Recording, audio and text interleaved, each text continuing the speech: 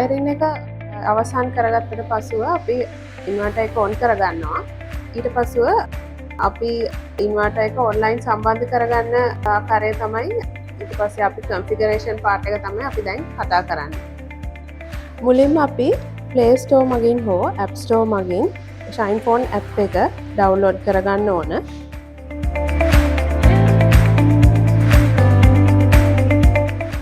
Shinephone app එක මේ icon එක මගින් තමයි අපිට පෙන්වන්නේ. ඒක ඩවුන්ලෝඩ් කරගෙන app එක ඕපන් කරගන්නවා. මේ ඉන්ටර්ෆේස් එක තමයි තියෙන්නේ. එතකොට අපි username එක සහ password එක දීලා install account එකට log වෙන්න ඕනේ.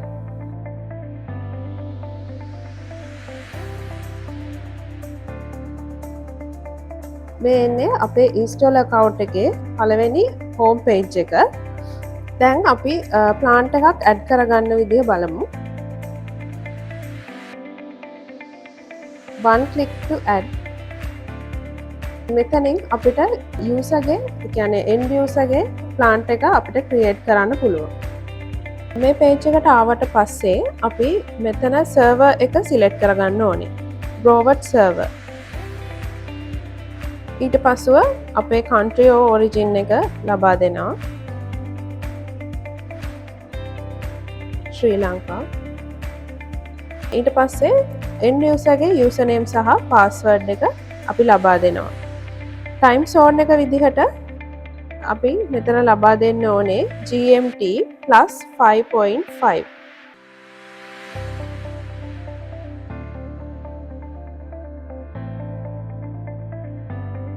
end user ගේ phone number එක සහ email එක ලබා දෙනවා. පසුව installer ගේ installer code එක මෙතන ලබා දෙන්න තියෙනවා. අවශ්‍ය සියලු තොරතුරු අපි මෙතෙන්ට ලබා දුන්නට පසුව save දීලා ඉදිරියට යන්න තමයි තියෙන්නේ. එතකොට අපි add plant page එකට එනවා. එතනදී අපි server user එක select කරලා තියෙනවා. plant name එක ලබා දෙන්න. installation date එක ලබා දෙන්නම්. PV capacity එක ලබා දෙන්න. time zone එක සෙල් අපි දීපු එකම තියෙනවා. සියලුම තොරතුරු ලබා දුන්නට පසුව save ලබා දෙන්න තමයි තියෙන්නේ. save ලබා දුන්නට පසුව add device page එකට අපි යනවා. එතනදී add data logger කියන එක දීලා මේක data logger එක WILAN කියන data logger එක තමයි use කරන්න ඕනේ. මේ SPM එකට වගේම WIT inverter එකට WLAN කියන data logger එක තමයි අපි use කරන්න අවශ්‍ය. data logger එකට add කරගමු.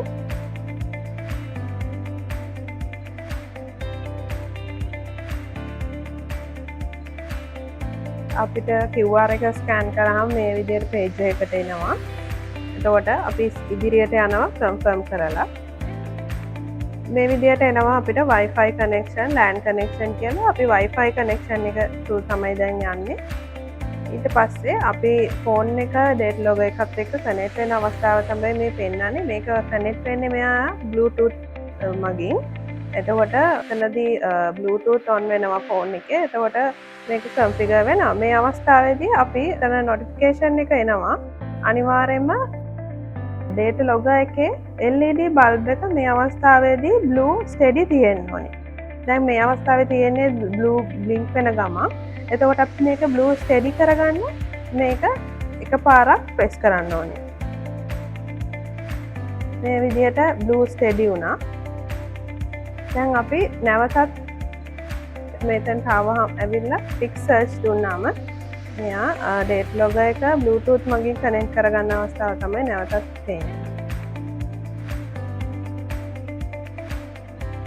මෙතනදී data logger එකේ upgrade version එකක් එනවා. අපි ඒක දැනට skip කරලා ඉදිරියට යනවා.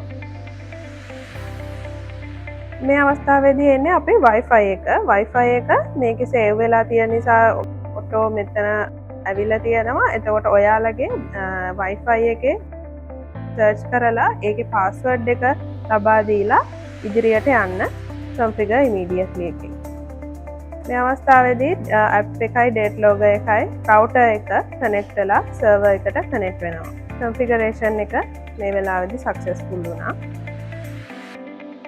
ප්ලාන්ට් එකේ පේජ් එකට ගියාම අපිට බලා ගන්න පුළුවන් අතන සක්සස්ෆුල් වුණ නිසා view plan ගිහිල්ලා අපිට ප්ලාන්ට් එක බලා ගන්න පුළුවන් මේ ආකාරයට shine phone එක මගින්.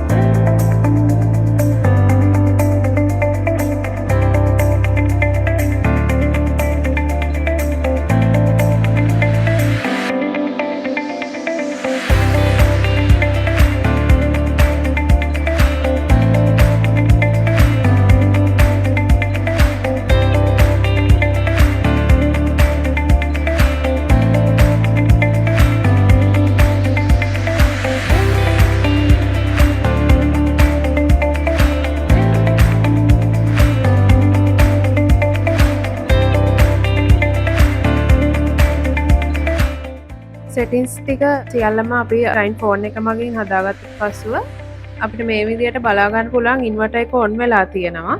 එතකොට දැන් මෙතන අපිට පෙන්නනවා PV power එක, බැටරි එක පෙන්නනවා. මේ ටච් එකෙන් අපිට එතන power එක ඔක්කොම බලා ගන්න පුළුවන්. ජෙනරේටර් power, grid power, මේ වෙලාවේ තියෙන grid power එක අපිට බලා ගන්න පුළුවන් සියලු දේ.